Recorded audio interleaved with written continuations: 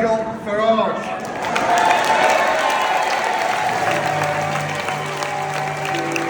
I know called leader of reform today, Nigel Farage. We are the new kids on the block. We have no experience in this parliament whatsoever, even though some of us have tried many times over the years previously to get here. So we can't judge you from working in this place, but we can judge you from the way the outside world sees you. Believe me, folks, this is just the first step of something that is going to stun all of you. Thank you very much. Nobody on the front bench has ever worked in private business. Nobody on the front bench understands what genuine risk capital is. Hard work is the only way anybody succeeds individually. And hard work is the only way we're going to have a chance as a country to turn any of this around. We are in much deeper trouble than anybody on either front bench dares to admit. You know, for a Labour Party that couldn't define what a woman was, couldn't define what a working person was, well, after today I'm pretty convinced they can't define what economic growth is. We believe that a society looks after its weak, but encourages everybody else to do the very best it can. We don't care about skin colour, we don't care about orientation, we care whether you share the values of this country. We care whether you obey the law, and we'll judge you on who you are. We'll judge you on who you are as a person. Isn't this what everybody wants? Is that what we're going to fight for? Can we make history? Are you going to be part of it? Thank you very, very much indeed.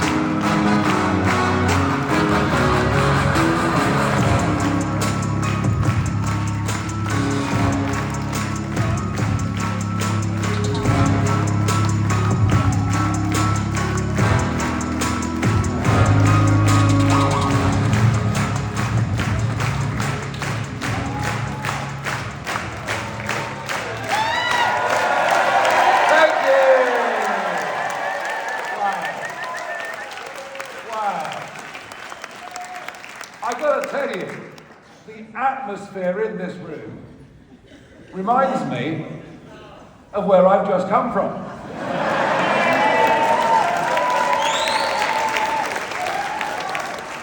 From Mar-a-Lago to Celtic Manor, good afternoon, everybody. It's a pleasure to be here.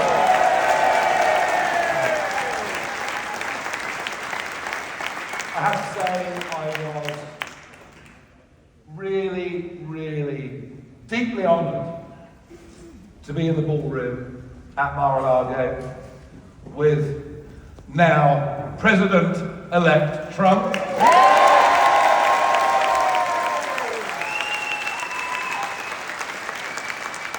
And his family, and his friends, and his close supporters. And to be in that room, there were no press, there were no cameras, it was just a watch party, and there was food, and there were even some drinks, I think. I can't quite remember. And as the results came through, and everybody was whooping it up, there was Trump just sitting there, eating an ice cream, completely laid back. But what has happened in America in the last few days is what happens when you get a political movement with a strong political leader that actually talks to the electorate about the things that they care about,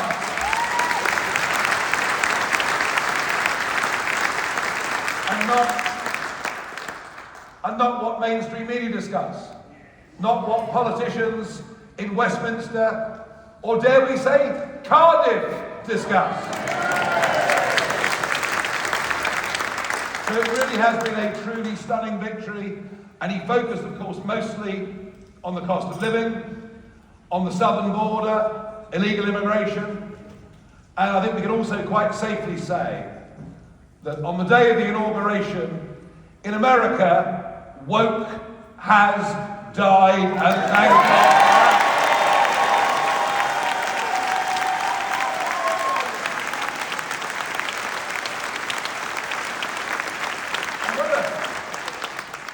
Whether you like Trump's style or not, and many don't. Many find him a bit outlandish, a bit too New York for their tastes. But whether he is or not, isn't it good for our country that we now have a president of a country that is our most important relationship in the world? America, the biggest overseas investor in Britain. Britain still, unbelievably, the biggest overseas investor there. A vital partner for investment, for trade. A country with whom we share huge levels of intelligence. A country without which, folks, we would be literally defenseless in an increasingly dangerous world. And I think to have a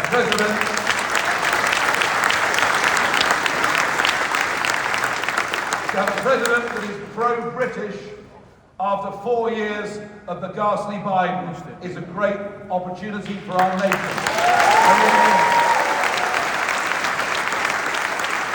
Now, whether a Labour Party that has people like Sadiq Khan in it, it was waged a 10-year feud, or a Foreign Secretary like David Lammy, who has said the most disobliging things, or a Labour Party that sent 100 of its staffers to campaign for Kamala Harris. Can you imagine? Can you imagine a greater diplomatic stupidity than that? So all I've said is that I have a relationship with Trump, but equally I will know well at least half of his incoming cabinet, and I've said that if I can in any way help to mend fences between this Labour administration and the incoming Trump administration, that I will do so, and not because I support a single thing this Labour government's doing. In fact, fewer and fewer people in the country support anything this Labour administration's doing. But I will do so because it is in the national interest, and that is the right thing.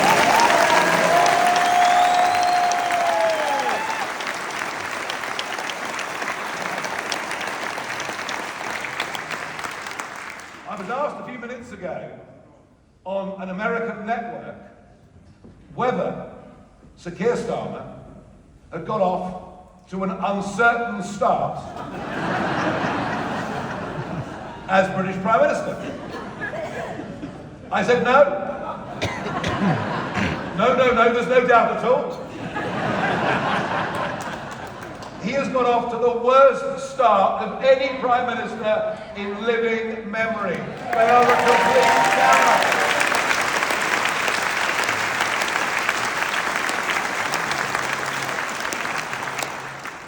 They are about to try and destroy the family farm.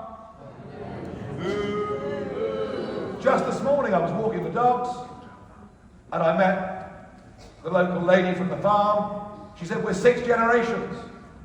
We have a 13-year-old son. What are we going to do?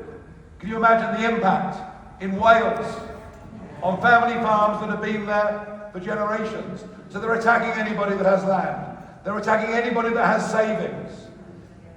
They don't seem to think that success is a good thing. They talk about 4-day weeks, work from home, life-work balance. Oh, we're so much more productive at home, darling. It's all nonsense. This country, we are in economic decline. We are getting poorer with every single year that passes. Our national debt tripled under the Conservatives. Individually, the gross domestic product measure of our individual wealth has fallen for 6 of the last 8 quarters. We are in societal decline, where crimes like shoplifting are now almost ignored, where Class A drug use is completely out of control, and yet the instincts of a Labour government are to ban us having a cigarette in a pub. They have no understanding of the 5.5 million men and women that run their own businesses, that act as sole traders. This budget punishes anybody that does their own thing, punishes anybody that works in the private sector. But if you work in Whitehall, if you work for the government, if you work in the public sector, your job is secure and your pension with it. These are all recipes to make our country poorer. And we've got to be the party that stands up for innovation. We've got to be the party that stands up for men and women who've got the courage to go on their own, set up their own businesses. And we've got to be the party that tells young people if they want to succeed in life, they've actually got to buckle down, work hard, and we've got to be the party that says success is a good thing and not a bad thing.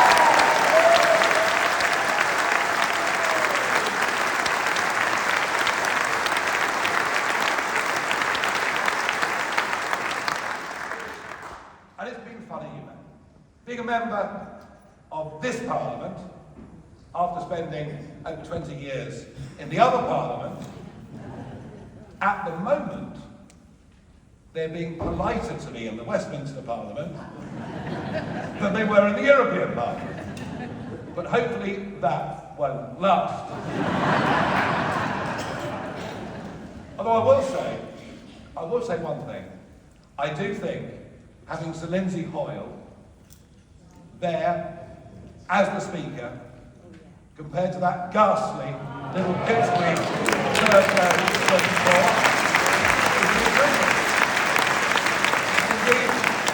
he's already invited Donald Trump to come and speak to both houses of Parliament next year.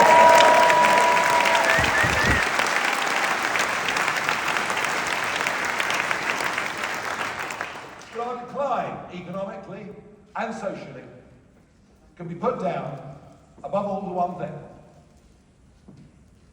mass immigration into our country on a scale that could never even have been imagined. Never imagined. A population increase of 10 million in the last 20 years alone, and 85% of that down to immigration. Is it any wonder you can't get a GP appointment? Is it any wonder your kids and grandkids find it all but impossible to get on the housing ladder? Is it any wonder that in many of our towns and cities, the sense of community, the sense of belonging, the sense of togetherness is breaking down? And yet none of them even want to talk about it. And when the Conservatives, well, they're called Conservatives, when the Conservatives even dare touch on these issues, how can they from their own hypocritical position? Wales voted Brexit decisively.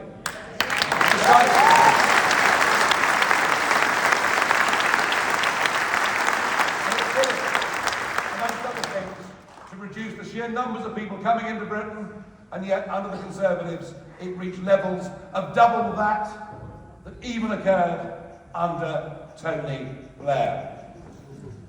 There are 5 of us that have been elected from this party into that Parliament, and I think I can honestly say that the other 4 And you've seen, I think Lee's been here earlier, hasn't he? He's always so dull, isn't he? The other four are really putting in a huge stint. I'm putting in less of a stint because I'm a National Party leader. And I'm a National Party leader that comes to Wales today with the quite astonishing poll figures that have been released overnight. We are already well ahead of the Conservative Party in Wales.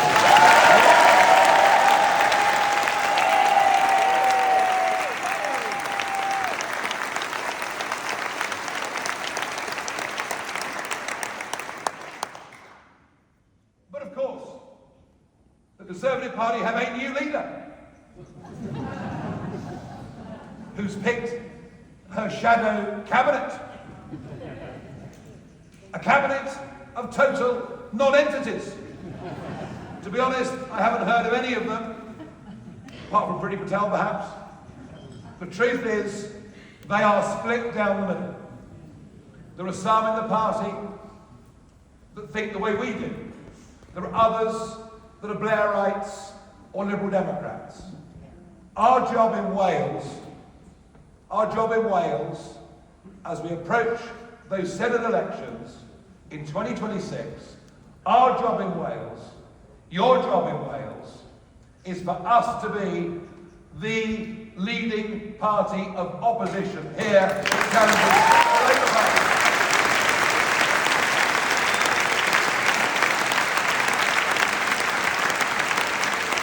And we can do it. We nearly won to Netherley in the general election.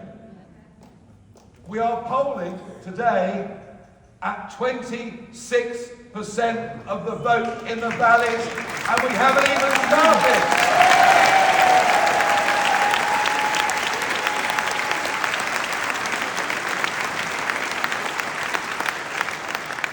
So for over 100 years, Labour have been the dominant party in Wales. And since devolution, you've had a continuous Labour government. And what has it brought you? Sorry, keep it clean. An NHS that is performing literally doubly as badly as the NHS in England. Failing education. Crackpot. And I mean crackpot. Wokery. I mean, the thought that Lloyd George's former home is going to become LGBT friendly goes slightly against the odds of the man's record, if I can leave it as politely as that.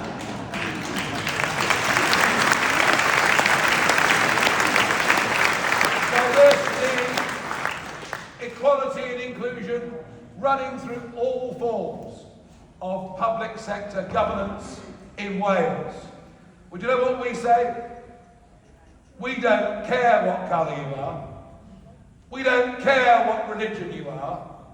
We are not in the least bit interested in what you do in the bedroom. We don't care.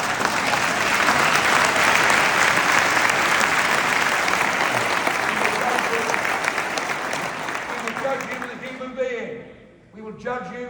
Are you somebody that fits in with our community? Are you somebody that shares our values? Are you somebody that obeys the laws and pays your now over-inflated taxes? We do not believe in this reverse discrimination that is going on. Because all it is doing is dividing the country. And that's what Labour's about. It's about two-tier Britain.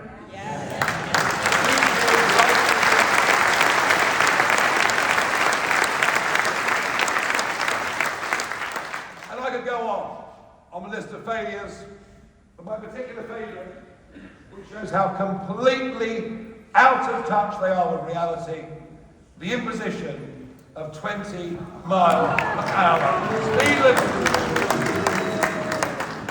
And wasn't that amazing that that petition that was put up against it, just in Wales, got nearly 500,000 signatures.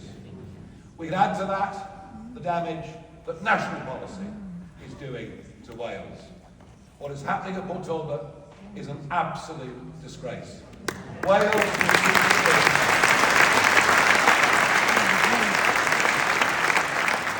will cease to be a producer of primary steel.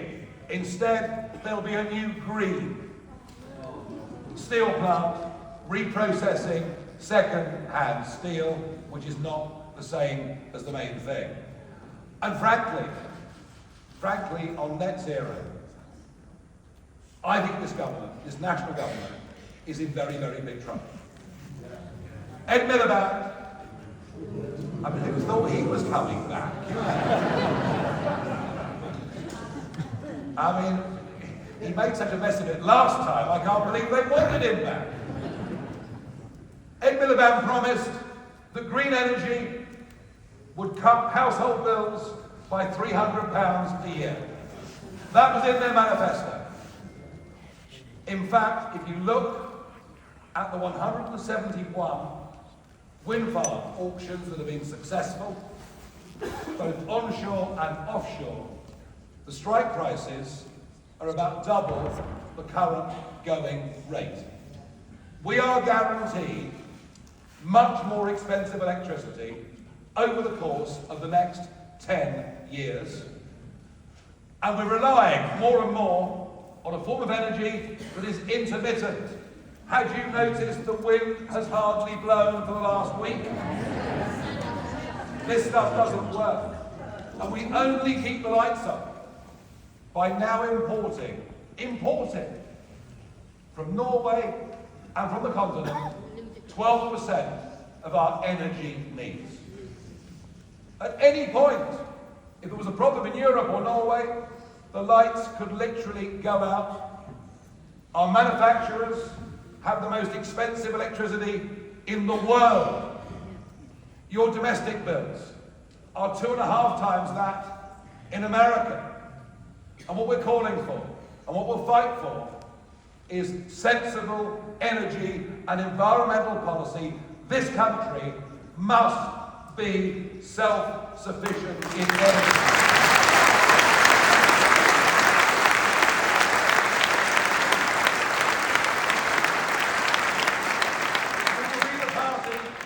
Bring down people's household bills. We'll be the party that says we cannot go on with massive increases in immigration. It is damaging the quality of life of virtually everybody that is living in this country.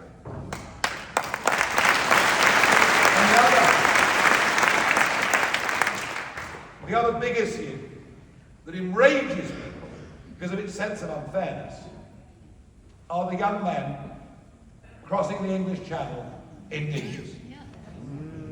Now over 140,000 of them.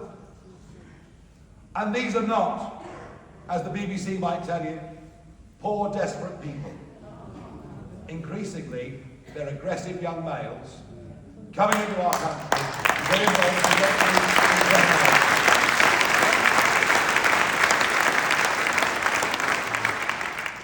One charming one at the moment who's arrived with a Kalashnikov on his face, who's threatening to kill me. He's not alone in wanting that, obviously. But there's no end in sight. Starmer won't smash the gangs. The Conservatives make promises they could never, ever keep. And the reason people are enraged by it is because they seem to get everything for free, whilst homemade Brits don't. Yeah. And it was unbelievable.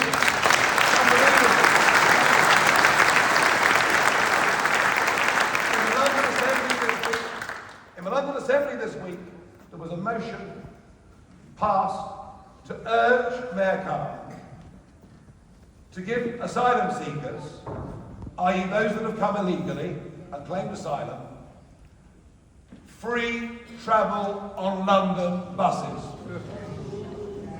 Supported by the Liberal Democrats, the Labour Party, the Greens, and the Conservatives abstain.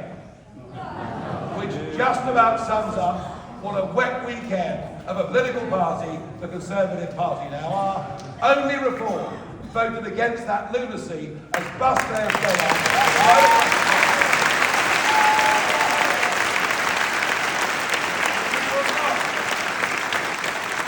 We will not tolerate living in a two-tier society. We will not tolerate living in a society where British people get put to the back of the queue and those that come illegally are given everything out of our national tax.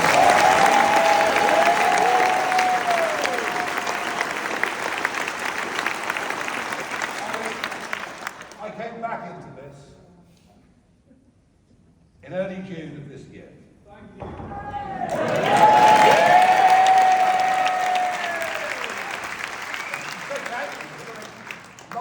Going pretty well. Just won News Presenter of the Year 2 years in a row. I didn't get that cheer from Piers Morgan, but never mind. And I was making money, not much pressure, weekends off.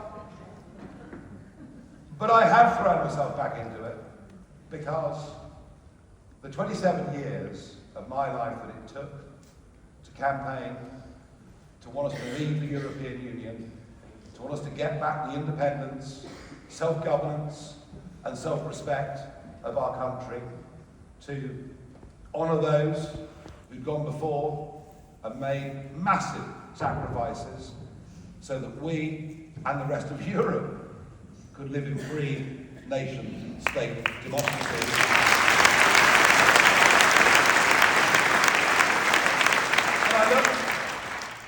I looked at how abjectly the Conservatives had used that historic opportunity, the fact that Labour would be even worse. And I realised that it was worse even than that. That all the values, all the things that I care about, and all the things I think that you care about, and the silent majority out there. And by the way, don't doubt, there is still a silent majority for common sense in our nation.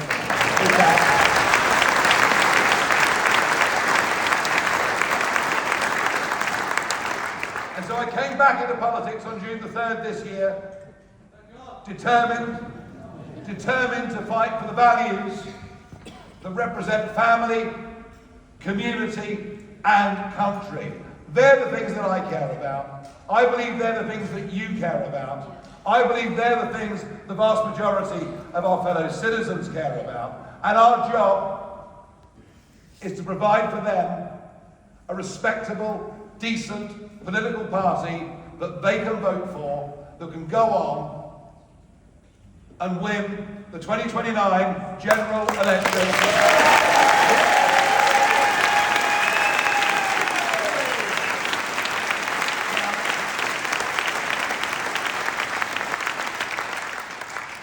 Says it's impossible. But I'd like £1 every time I was told during those 27 years that to fight to leave the European Union, I was wasting my life and wasting my time. Well, as I said to the European Parliament the morning afterwards, you all laughed at me, but you're not laughing now, are you?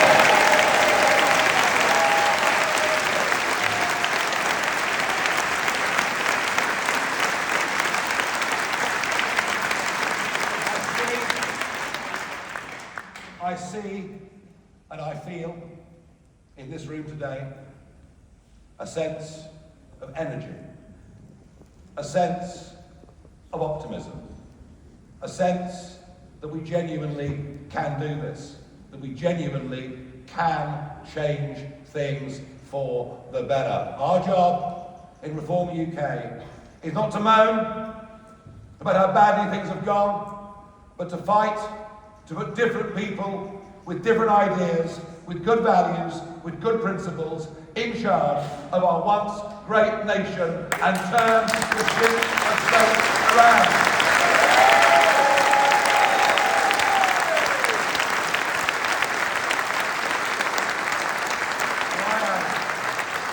I am delighted at the progress our small team in Wales have made already. You're getting on with the job. Because winning elections isn't just about having good ideas. Winning elections is about having a party machine. Winning elections is about a volunteer army. Winning elections is about the power of word of mouth. Talking to people. Talking to people. You know, whether it's at the local GP surgery. No, sorry, they've all closed. Whether it's, playing bingo, playing bridge, talking to people, explaining to them what reform is, why you're part of it, why they need to be a part of it. These are all the things that make for successful politics. Going around the pubs. I've been doing it. Selflessly for decades. Talking to people. Building a people's army and having good men and good women prepared to put themselves up to be candidates, in this case in particular, for those Senate elections in 2026. Now it so happens they've increased the size from 60 to 96. It may be mad, but it's happening.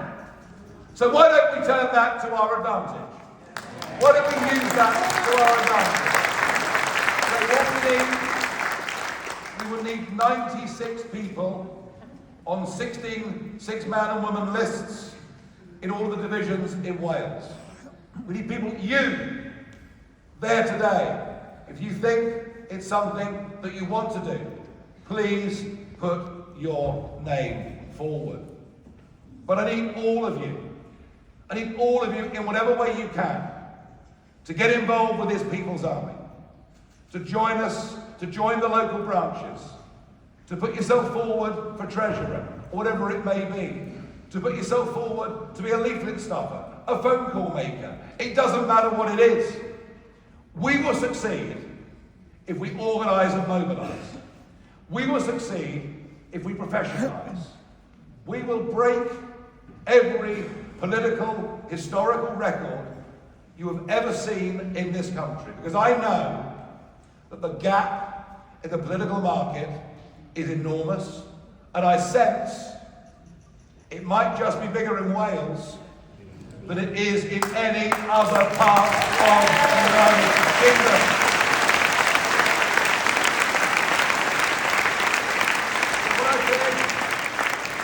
When I finished, there are 15 tables out in that hall from each of the geographical locations that you've come from.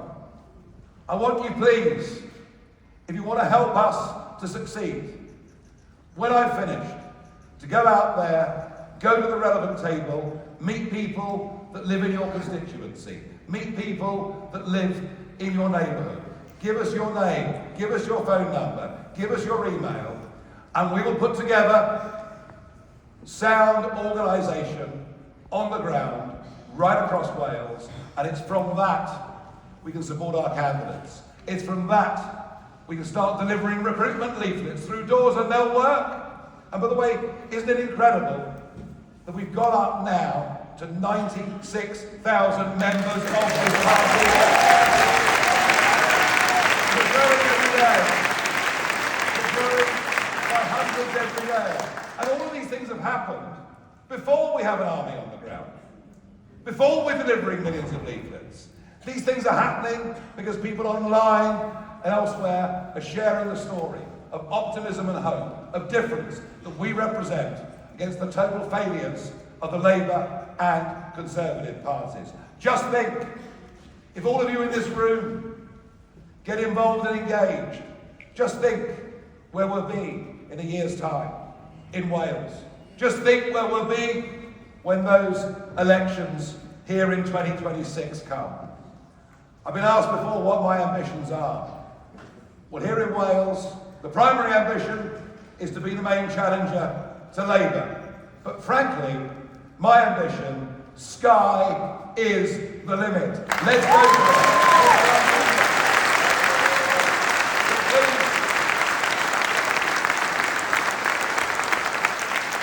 So can I ask you, and by the way, well done to everybody that's put on this brilliant event today in the superb.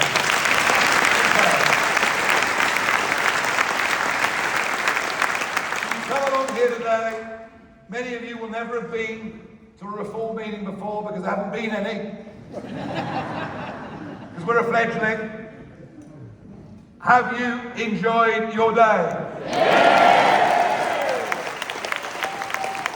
Are you inspired by what you've heard and seen? Yes! Are you ready to commit to join the People's Army to help us to succeed? Yes! Are we going to go on and change the political history of this country? Yes!